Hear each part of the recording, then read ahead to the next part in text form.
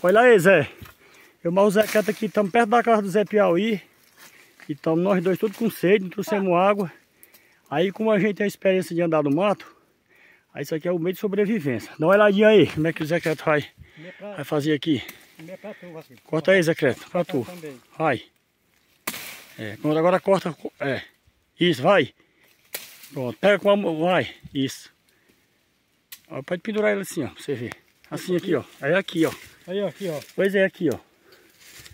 Aí, bota na boca aí, porque é bem boazinha a água. Bem gostosinha, mano. Né? A água não é boa, né? É. Olha aí. E tem muito assim. Ó, e nessa parte aqui, ó. Nessa parte aqui não fica, só fica na parte que tu corta. Não, mas cortar aqui, sai aqui também. Olha aí, ó. É. Olha aí, Zé.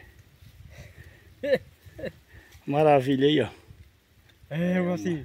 Aí eu lá. É.